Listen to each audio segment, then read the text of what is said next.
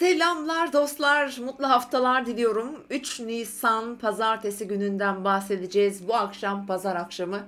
Umarım güzel bir hafta sonu geçirdiniz. Ve yeni haftada bize güzel şeyler bekliyorsun. Hatta tüm Nisan ayında umarım şöyle bahara yakışır, sevgiyle kucaklayan güzel bir ay olsun diliyorum. Evet sevgili dostlar, pazartesi günden bahsedeceğim ama şöyle haftaya da bir göz atacağız. Bugün ve öncelikle de Merkür'ün bugün Boğa burcuna geçişiyle başlıyoruz. Bizim aklımızı temsil eden gezegen Merkür Boğa burcuna geçiyor. 11 Haziran'a kadar Boğa burcunda her türlü zihinsel faaliyet, ister çok zeki olsun ister hiç zeki olmasın, herkesin haritasında bir Merkür vardır ve o Merkür nasılsa, nasıl bir durumdaysa, nasıl açıları varsa ona göre de bizim zekamızın seviyesini belirleriz. Evet, her türlü iletişim, bilgi trafiğini, her türlü ticari konuları ve Boğa burcunda olduğu zaman tabii burada parayı da, ekonomiyi de çok ilgilendirecek. Merkür tarafından yönetiliyor. Yani bizim tüm konuşma, düşünme, kendimizi ifade etme kabiliyetlerimizle Merkür'ümüzle ortaya çıkıyor. Evet, Merkür Boğa burcunda haftalık burç yorumlarında, Nisan ayı burç yorumlarında hepiniz için konuştuk, bahsettim. İzleyenler biliyordur, izlemeyenler de oradan izleyebilirler. Şimdi Merkür Boğa burcundayken biz öncelikle çok daha sabırlı olacağız. Çünkü Boğa burcu bir sabır burcudur. 5 duyumuzu temsil eder ve bizim için doğayı başta olmak üzere maddi manevi tüm değerler Boğadan sorulur biliyorsunuz. Şimdi Merkür de orada olduğu için yani biz aklımız nerede olacakmış? Boğa gibi düşüneceğiz. Boğalar gibi önlem alacağız, tedbirli olacağız. Biraz daha maddi güvenlik bizim için daha önemli olacak. Yatırımlar, birikimler çok daha farklı şekilde yöneteceğiz. Ve tabii ki de Boğa bir sabır burcudur. Bizim sabrımızı kim ne kadar sınarsa sınasın biz sabırlı olacağız ki bu dönemde hakikaten de sabrımızın çok sınandığı da dönemlerde geçireceğiz. Çünkü Merkür burada 20 Nisan'dan itibaren retro yapacak.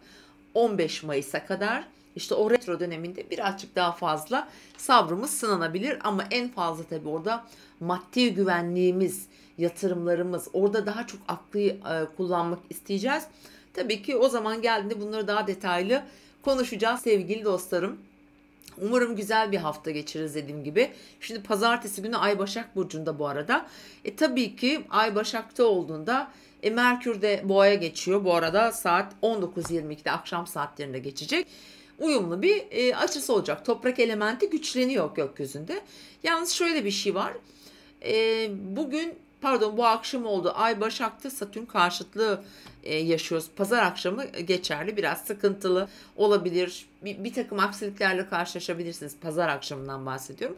Ama genel itibariyle pazartesi gününe baktığımızda şöyle ayımız Başak Burcu'nda ve bizim için tabii ki Başak derli, toplu, disiplinli ve becerikli bir burç olduğu için özellikle de akşam Merkür'ün Boğa'ya geçtikten sonraki zaman diliminde yani saat 19.22'den sonra aklımızı da duygularımızı da çok daha dengeli kullanabiliriz. Pazartesi akşamını önemli işleriniz için lütfen kullanın. Özellikle de saat veriyorum. Bakın 23-28 pazartesi gününün akşam saatleri tüm mantıksal konularda çok daha güvenli, çok daha akılcı ve uzun vadeli ve kalıcı sonuçlar elde edebilirsiniz ki o saatte Ay Uranüs'te de güzel bir açısı olacak. Hatta sürpriz bir açısı var. Bu akşam toprak grubu burçlar, ateş grubu burçlar gerçekten sürpriz haberler alabilirsiniz. Bilginiz olsun. Güzel de bir akşam olacak. Fakat gün genelinde gün nasıl? Ayın çok fazla açısı yokmuş bugün arkadaşlar. Bugün Merkür Plüton'un gün boyu etkili bir karesi var. Demek ki bu aklımıza bugün çok ihtiyacımız olacak. Merkür Plüto ile kare yaptığında yani şimdi şöyle söyleyebiliriz. Plüto biliyorsunuz 0 derece Kova burcunda ve Merkür akşam 19.22'den sonra Boğa'ya geçecek, 0 derecede olacaklar ve Merkür'le bir kare oluşturacak. İşte sürpriz olacak dedim ya, ayın Uranüs'te de bir açısı var. Şimdi burada aslında kareler çok güçlü çalışır bu arada. Hani kare dediğimde hep böyle olumsuz algılıyoruz ama genellikle kareler de bizim günlük yaşamımızda, doğum haritalarımızda bizim olmasını istediğimiz açılardır. Mesela çok daha motive oluruz. Çok daha sağlam bir şeylere asılabiliriz. Düşünmemiz gereken, planlamamız gereken, projelendirmemiz gereken her konu için gayet muhteşemdir. Ama tabii burada Merkürle kare yaptığında biraz baskı görebiliriz veya baskı altında olabiliriz. Düşüncelerimizi, fikirlerimizi rahat ortaya koyamayabiliriz. Bir takım engellerle karşılaşılabilir. Bu tabii şimdi biz genel bakacağız burada mecburen. Merkür Boğa'da, işte Plüto ile karesi var. Ne olur sizce? Biraz düşünürsek şöyle.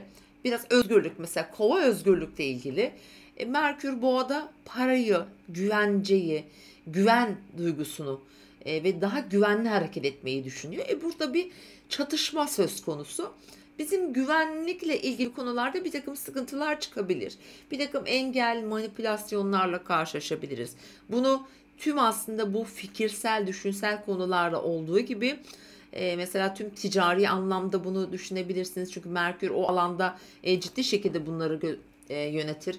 Eğitimi, öğretimi, öğretmenleri, tüm hukuki süreçleri, avukatları, meslek grubu olarak hep bunlar Merkür akıl tarafından yönetildiği için buralarda böyle bazı aksilikler, blokajlarla karşılaşılabilir sevgili dostlar. Evet, günün tamamında bu açı var ve günün en temel açısı da dediğim gibi akşam saat 22:28 ile 23:28 arasında ayın Uranüs'le güzel sürprizli bir açı var. Şimdi size biraz detay vermek istiyorum. Evet, Ay Başak Burcu'nda ve bugün neler olabilir başka?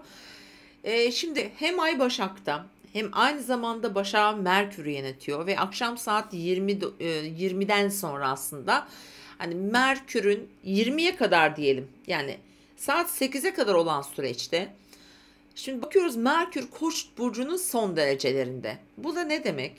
Neydi, her zaman söylüyoruz. Koç'un son dereceleri kritiktir.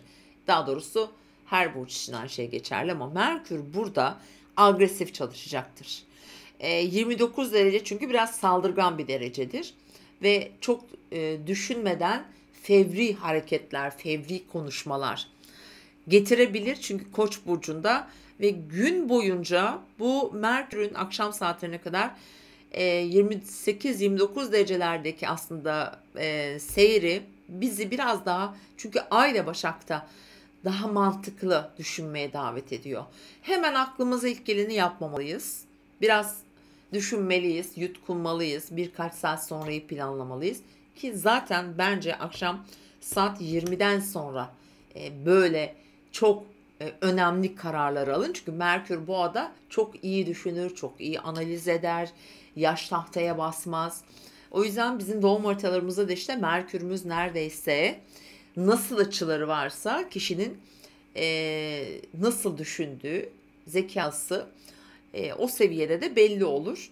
Sevgili dostlar, bu arada Merkür Boğa'da gerçekten o kadar çok sabrımızı sınayacak konularla da karşılaşacağız ki Allah'tan Boğa'da ki ya sabır, ya sabır, ya sabır diyeceğiz sevgili dostlar. Evet, bugün balıklar etki alacak arkadaşlar. İkizler ve yaylar ayın Başak seyrinden tüm işlerimizi disiplinli bir şekilde yapmak için harika bir gün. Sağlıkla ilgili konular için gayet güzel zaman ayırabilirsiniz. Sağlığınızı, doktor işte randevularınıza gidebilirsiniz. Hijyenle ilgili konular. Yine bu alanda mesela ev temizlikleri veya işte bayrama hazırlıklar, Ramazan malum daha da böyle yavaş yavaş yaklaşıyoruz. Böyle bu gibi konularda gayet güzeldir, başarılıdır. Çok daha teknik beceriler gerektiren bazı arızalı şeyler varsa mesela onları tadilat, tamir ettirmek için yine güzeldir. Ve aynı zamanda da mesela hani Başak Burcu hani ayak sağlığımızla da ilgilidir biraz. Oraları belki birazcık daha yoğunlaşabiliriz. Bazen zaman zaman böbreklerle ilgili ki dolunaya doğru gidiyoruz biliyorsunuz. Bu terazi dolunayı biraz hani bu böbrek üstü bezlerini, o alandaki sistemleri birazcık zorlayabiliyor. Üşütmemeye, bol su içmeye, özellikle oruç tutanlarsa burada dikkat edin lütfen. Önümüzde bu tür sağlık sorunları çünkü gelebilir sevgili dostlar. Evet, gün boyunca böyle açılarımız var. Bugün daha çok akşam saatlerine önemli konular için kullanmanızı tavsiye ediyorum. Bu arada Mars Yengeç Burcu'nda hala bizim ebeveyn, aile, yaşam yerimiz, devlet, bir de artık Türkiye'nin bu arada yavaş yavaş şeyine geliyor. Yükselene doğru yaklaşmakta, hatta neredeyse yaklaştı. Bugün 4 derece Yengeç Burcu'nda olacak ve onun yanı sıra bugün sağlık sektörü, sağlık personelleri, sağlıkla ilgili görev yapan tüm aslında personellerle de ilgili gündemler de bu arada olabilir sevgili dostlar. Ve ayrıntılı detay gerektiren, gözünüzden kaçmış ne varsa bugün bence gayet güzel bunları toparlamak için şöyle kıyı köşeyi toplayabilirsiniz sevgili dostlarım. Evet, bugünlük bu kadar. Yarın yine görüşmek üzere. Umarım güzel bir gün geçirirsiniz ve aylık burç yorumlarınızı lütfen izleyin. Önemli bir aya girdik. Hem Merkür Retrosu var, hem altısında Dolunay var ve 20 Nisan'da da bir güneş tutulması yaşayacağız. Umarım şu güneş tutulması, bakın, birçoğumuza iyi gelecek söylüyorum. Yani özellikle ateş grubu burçlara çok iyi gelecek. Teraziler, koçlar zaten çok ciddi etki alıyorlar. Birçok terazi, koç medeni durumlarında değişikliklere uğrayacaklar. Yurt dışı seyahatleri olacak. Enteresan, tutulma zamanları hep enteresandır bu arada ve beklenmedik gelişmeler getirir, unutmayın. Ama herkes yani 12 burçta aynı etki almayacak, onu da söyleyeyim. Hani tutulma diye çok dillendiriyoruz ya. Şimdi insan beklenti içine giriyor. Acaba ne olacak, acaba ne olacak falan. Derece olarak etki alıyorsam, köşe burçlar, öncü burçlardansan, işte koç, terazi, yengeç ve oğlaksan ve son derecelerindeysen birebir etki o zaman onlar alacaklar. Diğer şekilde herhangi bir şey, atıyorum 11. evinde denk gelmiştir, bir atıyorum Venüs'ün vardır, Venüs'ün üzerindedir. Tamam, etki alırsın ama çok kalıcı, uzun vadede almazsın. Özellikle yükselen üzerinde, güneş üzerinde, işte köşe ev girişlerinde gerçekleştiğinde daha uzun vadeli etkiler getirir ve kadersel etkiler getirir sevgili dostlar. İzlediğiniz için teşekkür ediyorum. Değer verdiğiniz, takip ettiğiniz için çok sağ olun, var olun. Tekrar görüşmek üzere. Hoşça kalın.